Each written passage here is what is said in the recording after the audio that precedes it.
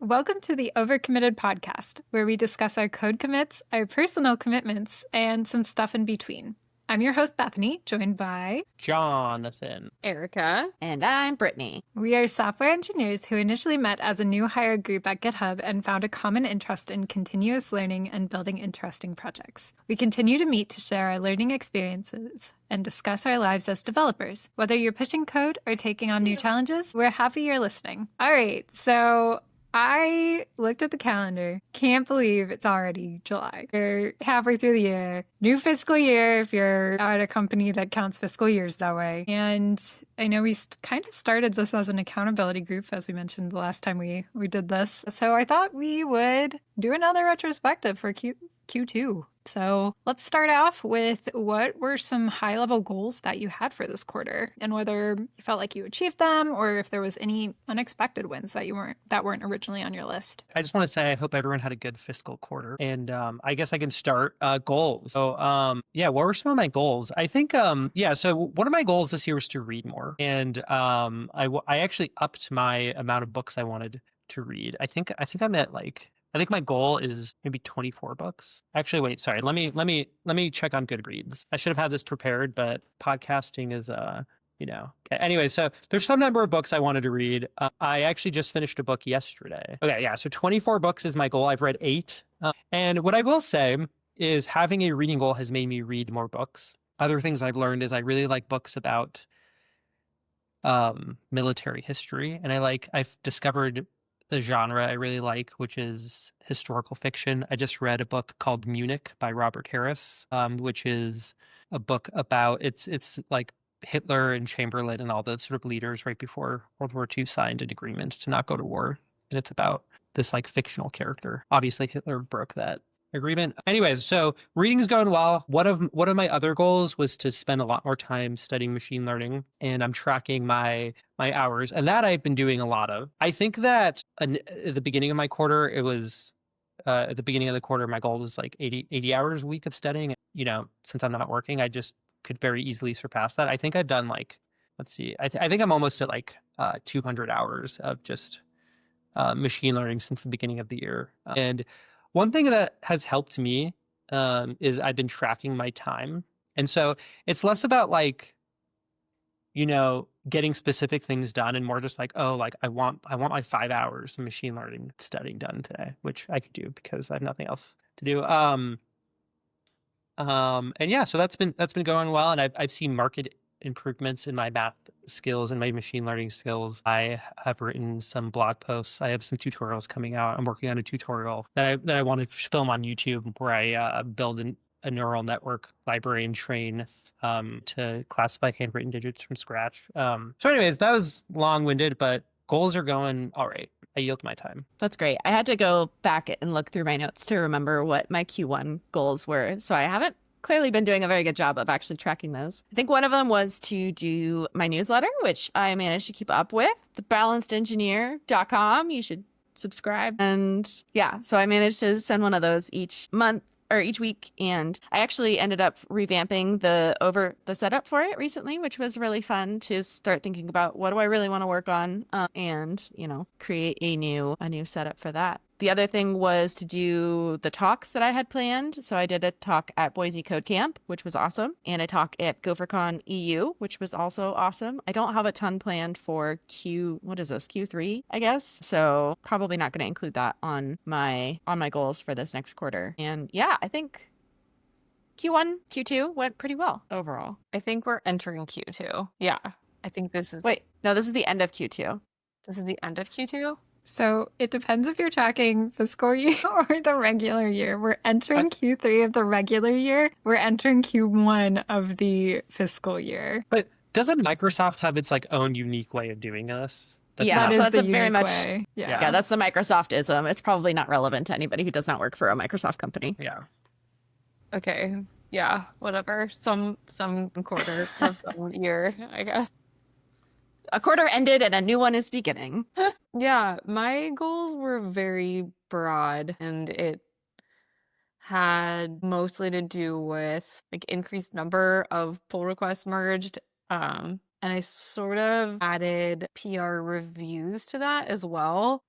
sort of fuzzy goal of like increasing my impact on the team. And I've not looked at my numbers in a while or like trends, but I feel like I'm making more impact. And vibes are good. And I think like similar to your sort of like, I'm gonna like, set aside like 5 hours instead of like try to do these certain tasks. Like I've kind of like, set aside some like, again, fuzzy goals of like improving my pull requests overall, like time to merge, like improving like how I open them, how I describe them, how I see them through. And like each PR, I try to find like one small thing to improve on. So I think that's where I'm feeling that satisfaction, is that looking over my PRs for like this past quarter, they look more polished, they look more thought out. There's like plenty of discussion on some of them, but it's all really good, positive discussion, like about like tricky parts and performance and stuff. So, yeah, I think I am improving there. We're going to talk about lessons learned in a bit, but I do have something that I'm currently working on for my reviews, which I'll bring up then. I love that we have kind of the whole scale of working on goals here. I personally barely remember the goals I set. I think there was something around throwing more parties. I have not thrown any parties. I also have not. I made progress towards the beginning of the quarter in the design course, but that I just fell off of it after a while. Yeah, I think the one that I have been pretty good about keeping up is maybe the public speaking one, or trying to get a talk in. I have been applying to talks. Haven't gotten into any yet, which is fine. I mean, it's all about the experience of learning how to craft a CFP really well. So I think it's been still very valuable, and I'm trying to get into the speaker bureau that we have at work that might help also with just becoming a better speaker and learning some better tricks and getting some opportunities there. So that's the biggest one I think I have been keeping up with, but I've really fallen off a lot of my goals just with how busy it's been with. I feel I had a lot of travel over the past few months, and that just threw me off with the routine and stuff. So definitely want to talk more about how to get back on track and get back on the horse, so to speak. But like Erika mentioned, taking all of this, let's talk about lessons that we've learned and any surprises that happened. Erika, you want to kick us off? Yeah, I realized after our episode on reviewing like pull request reviews that I think I've been doing them wrong in some ways, of like only looking at the diff. And we were talking about this a little bit with the UI of what it shows you and like how it leads you to focus on the code that's changed. And like that's really not a great way to like review what is actually changing. Like you have to zoom out and look at the end-to-end code path.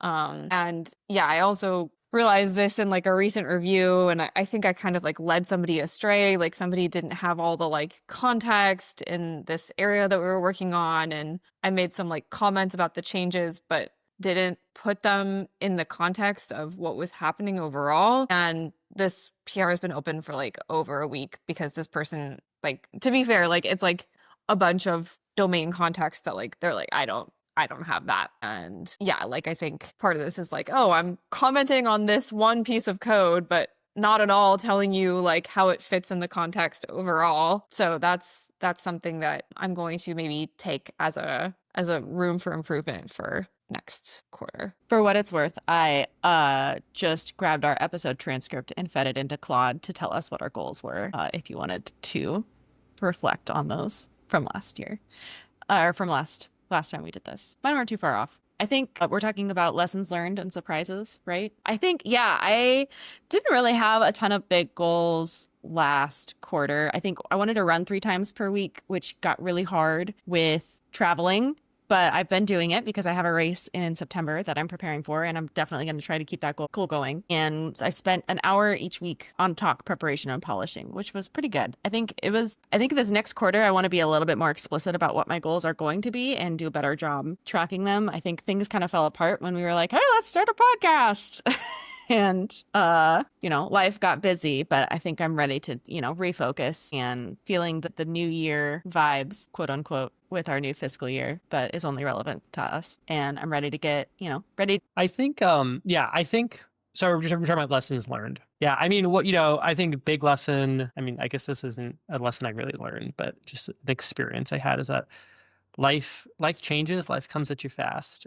So you gotta be able to adapt your goals. I also think I like, I think, prioritizing is important. I think I often have too many goals, but prioritizing is also like the hardest because it requires you to like think of your values and think like, well, what do I want to spend all this time doing? And that's sort of like strategic thinking is just like scarier, harder, especially in sort of like a job career search context. Yeah, I mean, I think that, like having focus is important. And I think that's something that, I can do better. I think, I'm looking at my quarter two goal achievement plan and I had 3 goals and I actually accomplished technically 2 out of the 3. One of the one I did not accomplish was spend 10 minutes stretching every day.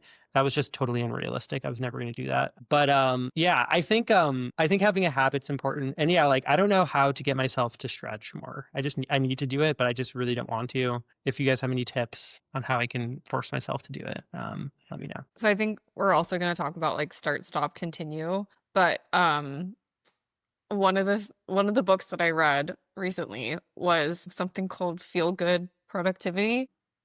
It's definitely shifted my mindset on things that I don't particularly want to do, but maybe need to do. So like the approach of this book is like a bunch of like experiments you can try. Some of the ones that I've tried recently that have really helped are like adopt a persona. Like I do this with like my workouts now of like, who do I want to be when I'm like doing this? Like I was thinking of myself as like an athlete or something like that, like imagining that person doing this activity and then kind of pretending to be that person. And then the other thing is like asking yourself, like, how can I make this fun? So that's like, I will like have like a piece of candy after I stretch for 10 minutes or like, I'll like listen to my favorite song or like something like that where you like try to find some way to sort of sweeten the activity that you don't particularly want to do. Those have both been super helpful for me.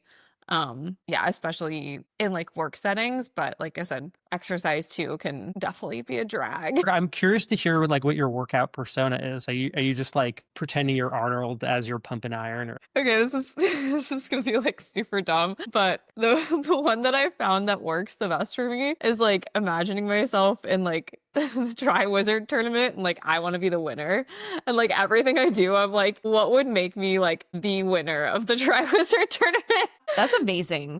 Yeah, I love that. so glad I asked. I'm so glad I asked. For what it's worth, the thing. Sorry. no, it's now public information. My inner monologue. I always think about being on a show like Survivor or The Amazing Race, and like that's my motivation for running more. And when I'm like, I need to run, like, what if I finally get called to go be on Survivor? Like, I need to have these skills, and so whatever it takes to get that going, I love it. That's awesome. I was really into Lance Armstrong when I was a kid before he was exposed as a doper, and I still do it now where I pretend I'm on the Tour de France and I'm on the spin bike. I'm leading the peloton, 100 meters left, got a sprint. I want the yellow jersey. Yeah, I get it though. There's not that like endorphin high with stretching. Yeah, it just hurts, and I'm just super stiff. Yeah.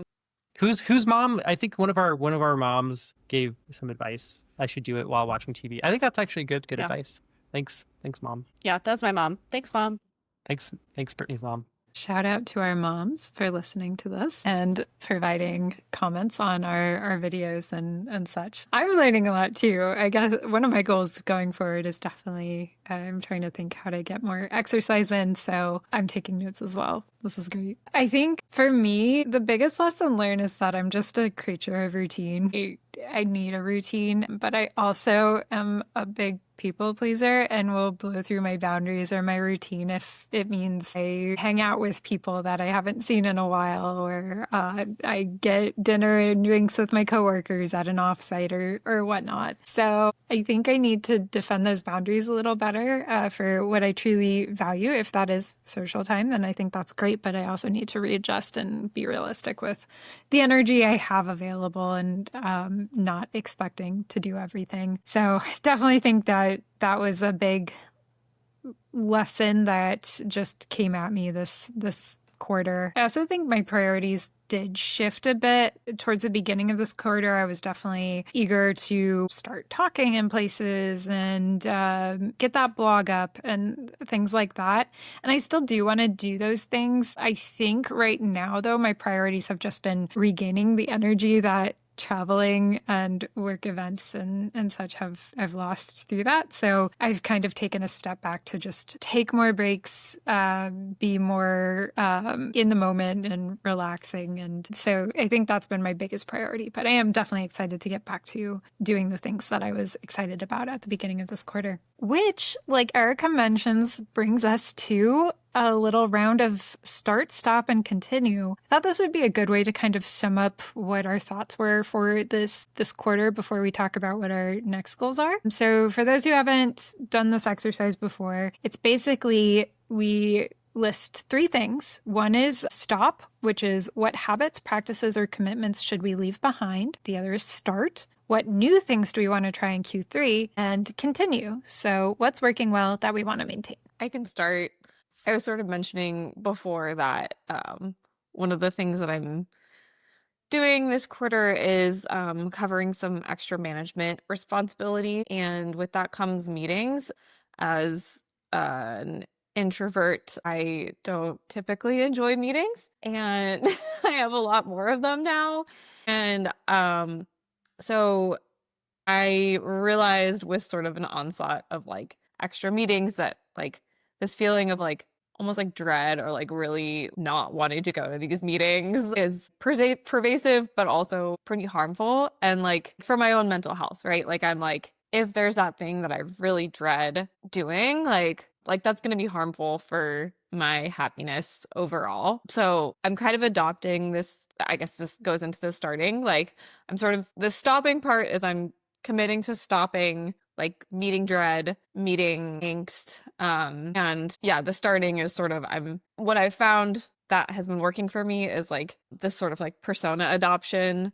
And also like viewing meetings as an opportunity to using my 3 C's.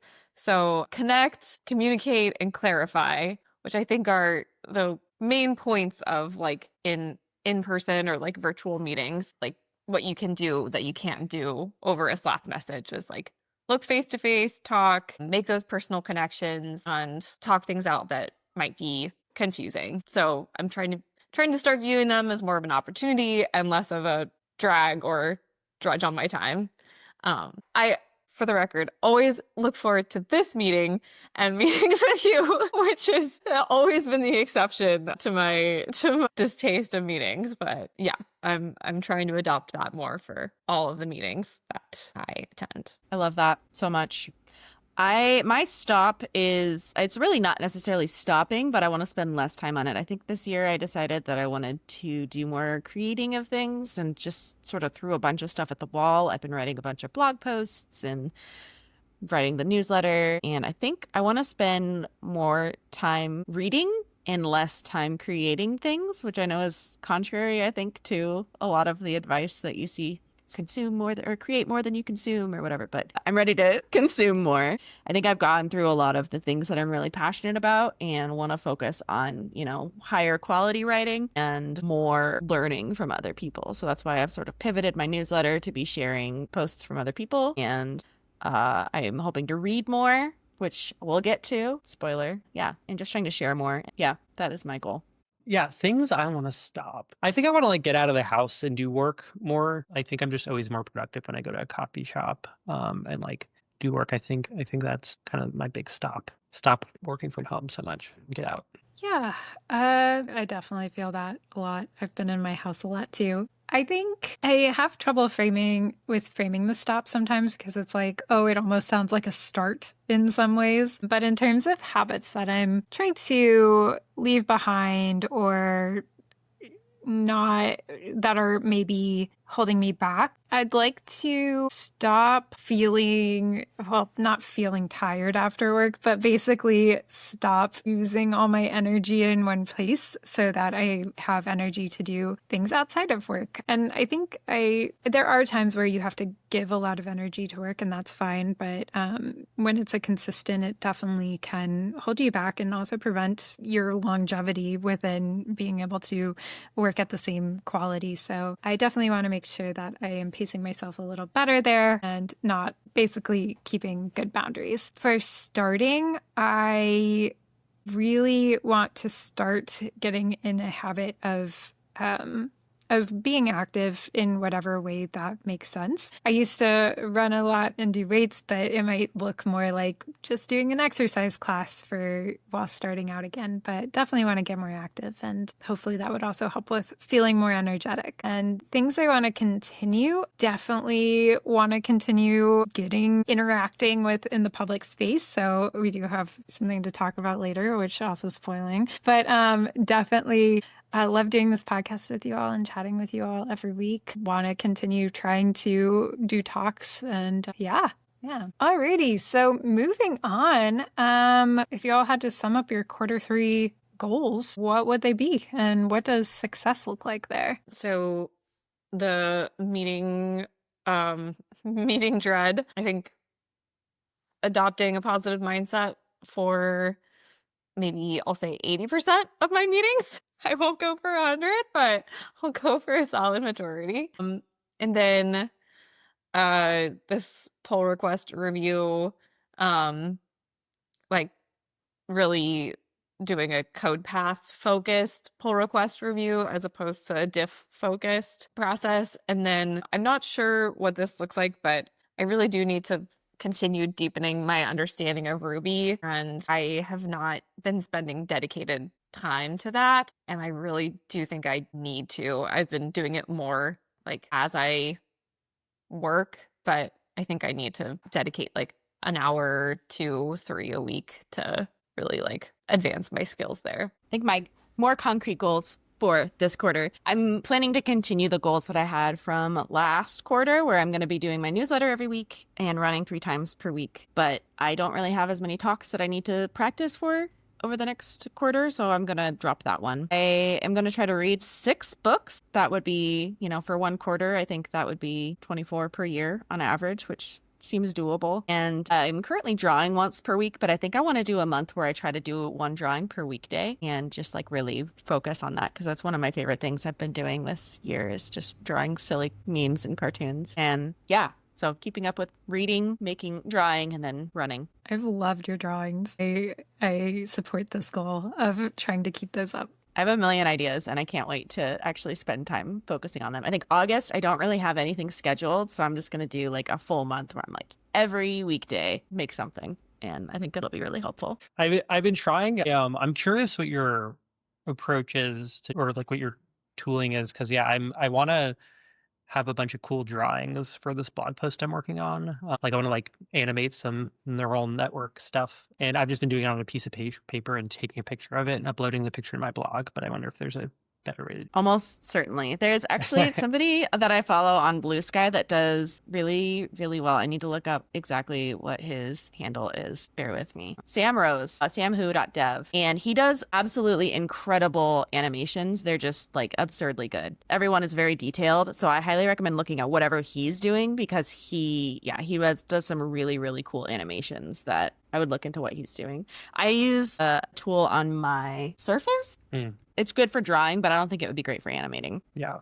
I've thought about like messing around with like 3 blue, 1 brown. This guy makes math videos. He has a library called Manum that does like math visualizations. But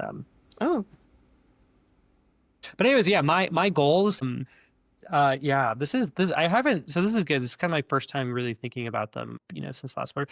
So yeah, I mean, one of my goals was, so I did VO2 max testing, which is kind of a measure of your aerobic capacity. And one of my like concrete fitness goals was to improve my VO2 max. Like VO2 max, like there's a lot of research that correlates it highly with like longevity. So I'm just trying to have like good VO2 max. So yeah, I want to improve that. And I kind of have like a training regimen that I need to follow that's like based on heart rates. I got like a heart rate monitor and I've been doing that. In terms of blogging, yeah, I mean, I've really been trying to, publish a blog a month. So if that's 3 months, that's 12 blog posts, I think.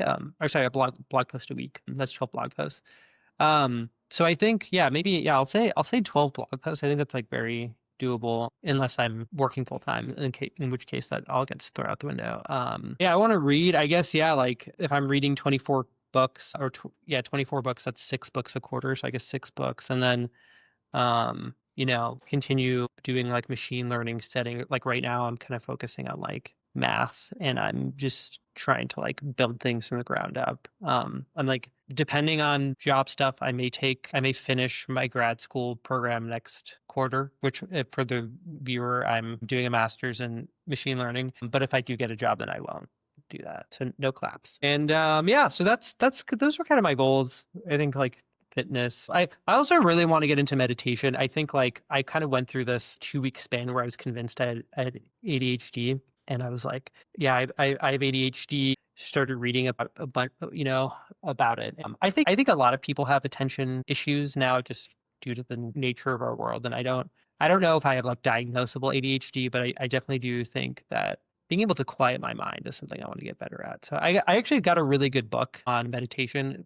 The title of the book I forgot, but I will post it in the show notes and send it to you all. But it's basically, it's supposed to be like the best intro to meditation for like Westerners. It kind of is this like, I think it's like this like doctor. He kind of, kind of guides you through meditation. So yeah, I think getting into meditation would be cool this quarter. I think that's awesome. I feel like meditation has always been so difficult to prioritize, but it's so important to just take time to just be. So I'm really excited to maybe take a look at that book for sure. For me, I would like to back into creating the blog that I was doing. I might do a little less on the design course because I did end up making a design for the blog that I feel happy with. So I think I'll just iterate on that. I feel like I've been talking about it so much and then I'll put it out and everyone will say all that for just that. But I think as somebody who's not artistically minded, it takes a while to just kind of feel out how I want this to look. So it's been really good. I've learned a ton from that design course, but I think I might just try to push on iterating and then getting back to that when I have more time. I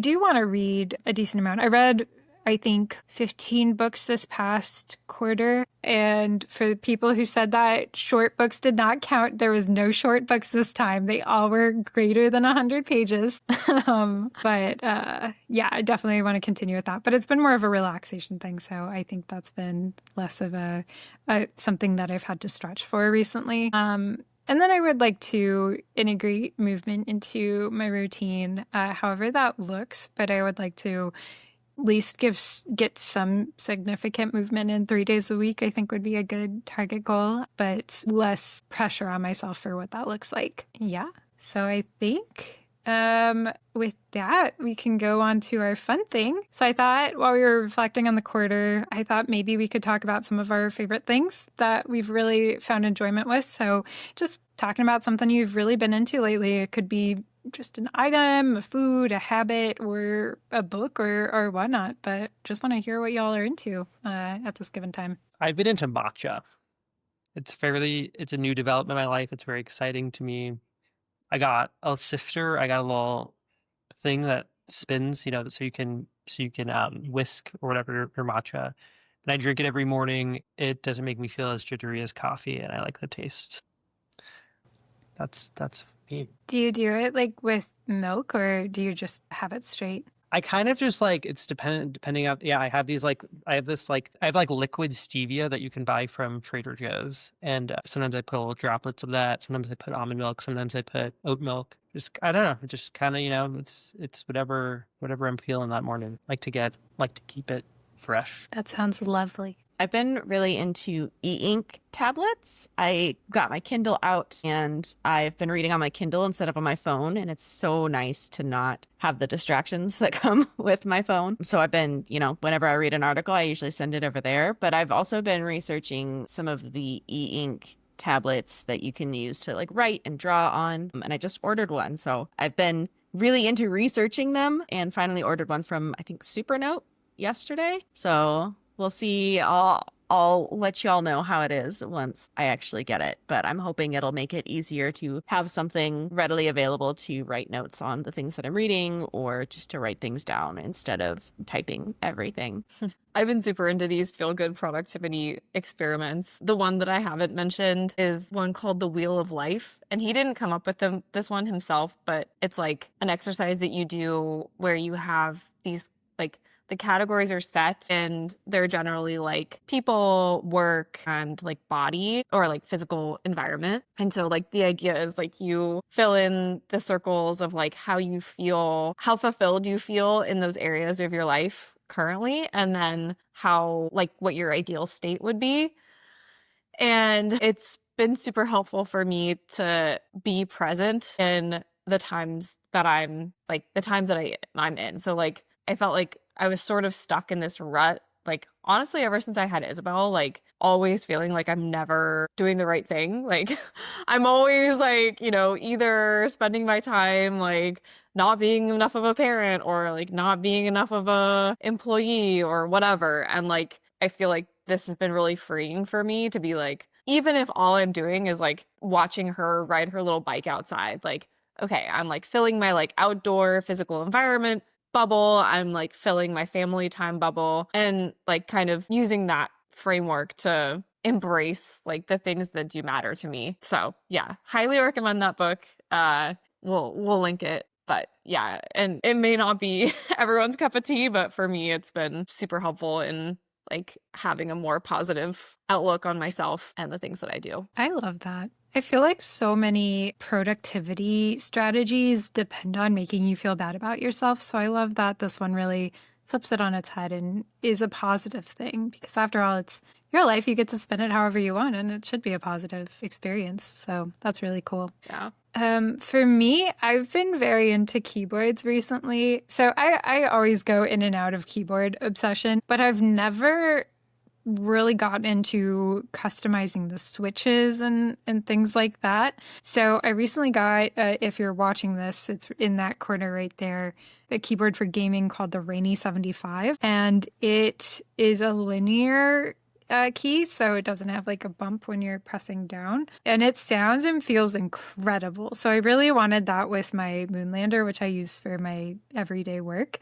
So I bought a key or like a switch tester, which I have some right here. I didn't end up getting anything from this, but it helped me learn what I liked in a switch. So I ended up getting Wano Sakuras and they came yesterday and I put them into my keyboard and that sounds amazing. And they're pink. So my keyboard glows pink now. So it's been really cool. And I've been reading out about that a lot. It's funny though, because I am not a fast typer whatsoever. I'm very slow, like under 70 words per minute typing. Luckily, I'm not paid by the word, thankfully. But quality over quantity. Yes, exactly. I also have a lot of wrist issues, so going to the linear switches has been nice because it's been a day, so I don't know. I'll report back. But it theoretically takes less exertion to type, so I'm hoping it's better for my wrists in the long run. We'll see. Maybe it just was an excuse I'm making to get more switches. I love that. I need to pay you to like build me a keyboard because I don't personally care about them, but I love the custom ones. So yeah, it seems like a really fun hobby.